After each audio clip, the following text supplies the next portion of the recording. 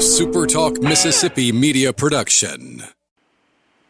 This is a Thunder and Lightning Extra here on SuperTalk Mississippi. Brian Hadad here with you on a Friday morning. Thanks for joining me. Looking forward to this conversation ever since I lined it up just yesterday.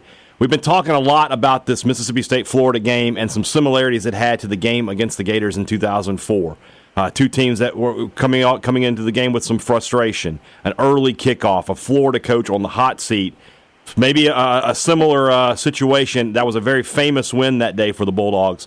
Who better to talk about it with than the man who quarterbacked the Bulldogs to victory on that day? Omarr Conner joins us now. Coach Omarr Conner down there at Hines Community College. Omarr, before we start talking about this game, what got you into coaching? Oh, man, just wanted to give back to kids. Wanted to give back what somebody gave to me. And when I came up playing, I had people like Coach Miller and Coach Shorter and them that was on me when I was younger. So, man, I want to do the same thing they did for me. Coach Shorter is still on a lot of kids these days, isn't he? Man, okay. One thing I like to ask former athletes who go into coaching is, when any man, I think, takes something from the male role models that he has, the father, an uncle, and certainly a coach. What's something that Coach Kroom used to say a lot that you catch yourself saying now? Man, the football is going to humble you like life. I think people forget how football is like. It's just like life. You got to add your skills just like you do on football. So you got to add skills to life to survive skills. Going into that game, obviously it had been a frustrating season for you guys. You'd started off with the win against Tulane and then, some losses. I remember that day very clearly in Starkville, and one of the things I always say about that game is there may have been 30,000 people in the stadium when it started, but if you asked around now, there were about 100,000 people in the stadium because everybody says they were there at the end. What was Coach Kroom's message to the team coming into that game? Knee injury, as a matter of fact. I had just tore my knee up when we had to play LSU, so it's kind of like the message was always, man, God, let Luke just play. I think we were playing so uptight at the moment. You know what I'm saying? I don't think kids, like, at the time we were kids, so we didn't think how serious it was. But then when you realize, Coach Kroom, it's that beat you, man. Everybody at Mississippi State was recruited for a reason. There's a reason why you at Mississippi State. And I think guys found this part into what Coach Kroom was saying. The message was, man, you're in front of your home crowd, you're in front of your students, you're in front of your peers, man. Just go play football. When you think about that season, offensively there were some struggles early in the year. That day, for whatever reason, what you guys wanted to do offensively worked against Florida. How early in the game were you in the huddle with Jarius and those guys saying, guys, what we're doing here, the game plan is working? And the first,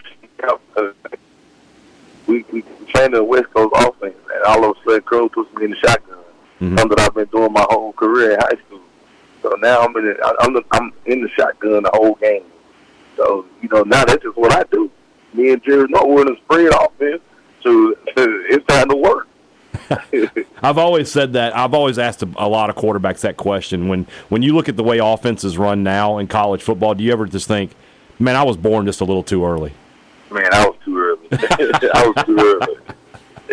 I was especially for the last couple offense Mississippi State had. Yeah. Man, you think about it went from the Mike Leach, from now what Coach Liv doing, even the Dan Mud offense, man, I would have killed that offense. I can't tell you how many Mississippi State fans have had that conversation, Omarr, of like, man, Omarr Conner and Jarius Norwood and Dan Mullen's offense would have been a sight to see. And it would have been. It would have been. That day, I thought one of the biggest plays in the game, because Florida, you guys score, you get out early, Florida comes back. I thought the punt return by Jonathan Lowe is maybe the biggest play in that game. He had been threatening all year to break one. Finally got loose in there and got the score. Was that the turning point of the game for you? Was that when you were like, we got him? Oh, yeah, that was the turning point right there. Because now we still all the momentum back, and now they realize like it's a dog fight. They thought they hit us with a punch. We were just going to go there and lay down. It was different. I mean, when J-Lo scored that touchdown, now everybody on the sideline, everybody in the game now, everybody off their feet. There are plays in Mississippi State history that everybody knows. Like when you say Jarius Norwood's run versus Florida, everybody knows it. Everybody has seen it. Everybody loves the Jack Crystal call where he says, if they get him for celebrating, I'm going to shoot him. Something like that. What is that play? To talk us through the call Going when you break the huddle, do you go? You look at the defense and you're like, we got them here. We're gonna score. Man, we got them. Think about the play we call sprint left draw. Mm-hmm. And you think about it, the draw been working the whole night because I've been sprinting out. I've been moving the pocket the whole game. So this time, they thought it was going to be a sprint out pass for me. But when I sprinted out, I handed the ball to J-Rod late on the draw, and they was out of alignment. And J-Rod cut that thing back, and man, the whole line was blocking, the receiver was blocking, and everybody was engaged. And, man, it was a touchdown for you know. Yeah. I've always said about Jarius Norwood, and I really truly believe this, that if he had gone to USC and Reggie Bush had gone to Mississippi State, we would talk about Jarius Norwood the way we talk about Reggie Bush, that he was that talented. He was that good. J-Rod was different. Not only was he a good football player, he was a good person. And, you know, when you're a good person, man, you know, I think good comes from a good person. You know what I'm saying? Yeah. Well, football, it was easy for J-Rod because he worked his tail off, and he reaped the rewards of what he put in the game. There's some friends of mine did an interview with him a couple weeks ago or last week. They said there's a great story about him at the Falcons facility hunting and like just walking around with a shotgun or something because he was just hunting off of the property and everybody was freaked out. Apparently, he is the most Mississippi kid you'll ever want to meet. Man, no surprise.